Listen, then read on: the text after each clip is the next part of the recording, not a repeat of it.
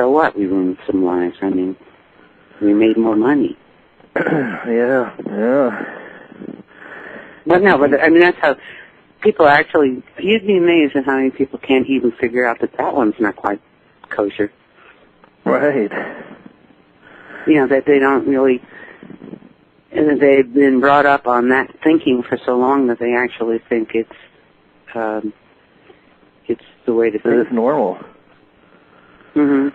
Well, fortunately, as you said, the indigos were coming out about 20 years ago, and then the indigos had children, and now I guess there's all kinds of variations on the theme, the rainbows and the crystals and so on and so forth. So, you know, that might lend a little more energy to the consciousness grid.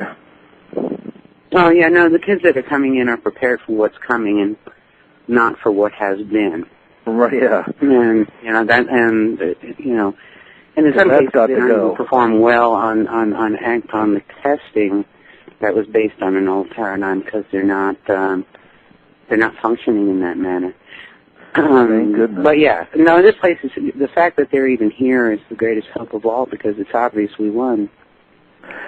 And clearly we have help from our friends, our space family, because, I mean, many people that I talk to, yourself included, have gotten wonderful higher guidance from discarnate entities that we, you know, don't see, but we are able to communicate with in an increasingly direct way. So that's a thrilling experience, too.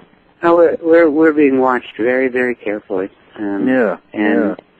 And we've already there's been a tremendous amount of intercession. A lot of these plans, I don't know if you've noticed it, Lance, with the New World Order and all their, you know, various sundry subdivisions. I mean, everything's coming back in their face. I mean, it's like nothing is quite working any longer. Yeah. You know, first of all, they can't even pull the same old lie and have everyone go for it. And you know, and so people are going like, what? You know, right. I'm not buying that one. And a lot of their, you know, false flag events have sputtered and collapsed and, you know, and they haven't caused as much devastation as they have intended. You know, in many cases it's been lessened, you know.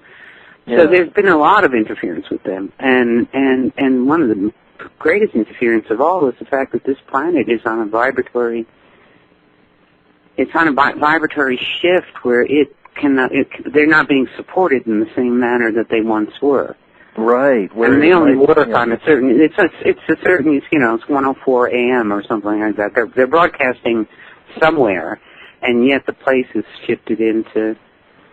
You know, is shifting into another frequency grid, and so they're having failed attempts at the same old story. You know, right? And basically, it's always the same old story. I mean, we haven't seen any variation on those themes. Yeah. I actually, for a while, was just thinking, you know what? The reason why history repeats itself is because the software program has very limited range. Well, in other words, they're you know. In other words, we keep getting the same program redressed with another uniform or another. Right, because it can only reach a certain frequency. Since it's a negative manifestation. Exactly.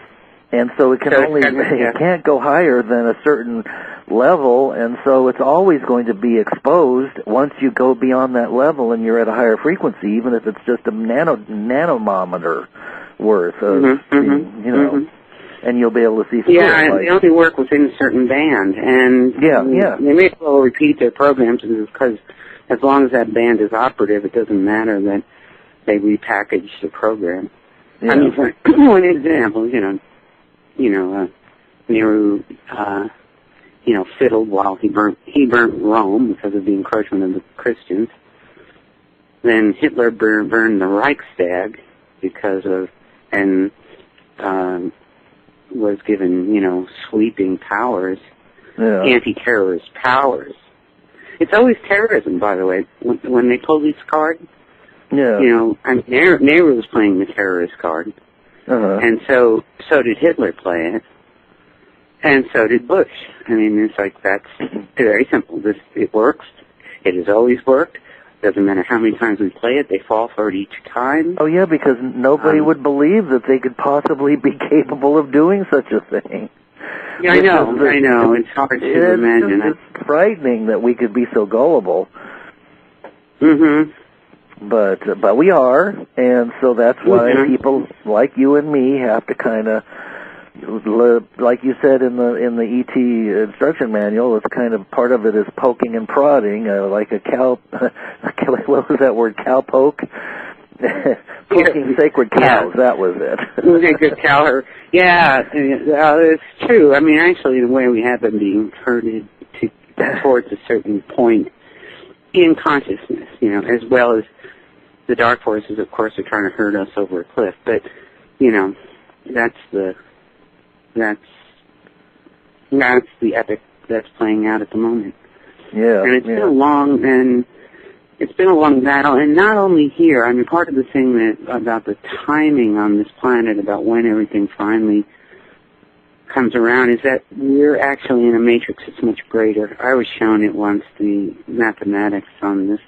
They're astounding, because it isn't just this planet that's going to be graduating from this particular round. This is a cosmic event of great magnitude. So we're not the only consideration. Does it? They showed me the math on it once, and I was staggered. It wasn't even math like we do it. It was like this holographic picture of all these cogs and wheels and interconnections, all of which had to sync completely with one another, and they were vast. Wow. And I was looking at it and going, wow, no wonder. You know, no wonder. You know, this is, and it's got to be actually absolutely precise. There's no fudge thrown in this one.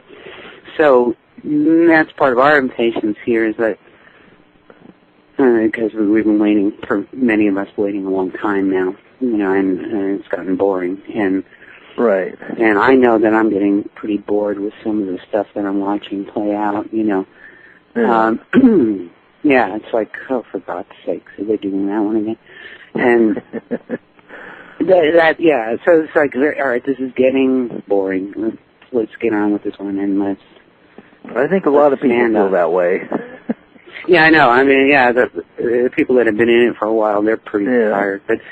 But you know, it's very close. I will say that. I mean, I can't give it time, because first of all, time isn't even where it unfolds in our time. I can't say, but we're just right on the brink of it right now. Well, I suppose it's good work on developing patience. Which I don't have much of. Develop patience. You should move to Santa Fe. That's what you should do. I mean, yeah, people literally sit at a stop sign waiting for it to turn green. I thought it's like I never saw anything like it. Is that where you're living now, in Santa Fe? Well, no, because I went from New York City to Santa Fe, and I'll tell you what a lesson in patience that was. Because in New York, you know, if you haven't jumped the light when it's yellow on the other side, every car behind you. And at least knock 3 people down. I know. So anyway, I was trained in a very different way, and then I went to and watched this one, and it was like, oh my God, is this the remedy for what I was brought up with? It's just a different experience. Hey, there's something interesting that you're talking about. You sent out a little notice about being involved with Max and the Crystal Skulls. Do you want to talk about that at all? Oh, well, you know, the truth of the matter is, well, I'm going there because a friend of mine, Lee Hanks, has been working with Max for quite a while now, and so this dovetailed, and I'm going to be going with them to these various spots. I have not had an encounter with Max yet. Oh, okay. I've heard, so I can't even speak for it because I don't really know. But people are having extraordinary experiences, apparently. Oh, yeah, that's what I've heard. And he will speak to some people he speaks to directly, and I mean, this is my first encounter, and he's going to be a roommate. I mean, it's just like amazing. So, that'll be wonderful. Yeah, so this is a great honor that I was even invited tonight. Absolutely, and that's going to be in Hawaii. Yeah. In Hawaii, right? In Hawaii, yeah. That's going to be the first place will be on Maui, and then I know Kauai and the Big Island will also, but I can't remember which one's first right now. But people can get on to look that one up is newworldintegrations.com, if you can remember that. But anyway, that's the site where he has that's Lee's site, and you can get more details on the event that's playing out in. Or you can you can get them, I guess I could post it. Yeah, I should post it on my site. So maybe I'll put it up on my site too. So yeah, and because that's something that a lot of people are interested in. Of course, many people know that there's a theory that the 12 skulls, when they're brought together, there's a 13th that's interdimensional that is being kept concealed for the moment when the shift occurs, and these skulls will be brought together. And I don't know, I guess they'll have a powwow and they'll flap their jaws and then we'll shift into another dimension. I don't know. Yeah, I don't know either. I mean, I'd love to see it. It'd be very funny. I have tended to have a humorous take on world events. See, that to me, by the way, what you brought up was important, the 12 and the 13. I think that's the confederation that we're already a party to. Oh, okay.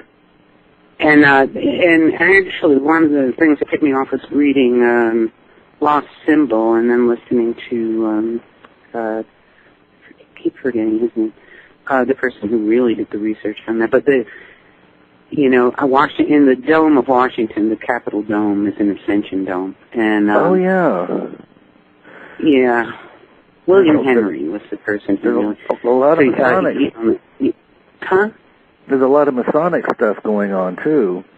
Yeah, well, yeah, again, as I said, these forces are very good at infiltrating, and I think the Masons, I don't think they were not a bad creation. I think I read something from Weishaupt who said that they were going to use, who was definitely New World Order, and in Germany, and they announced that the New World Order came out of the closet. It wasn't that it hadn't begun, but in May 1st, 1776. Huh. 3 months before, or 2 months before, we declared independence.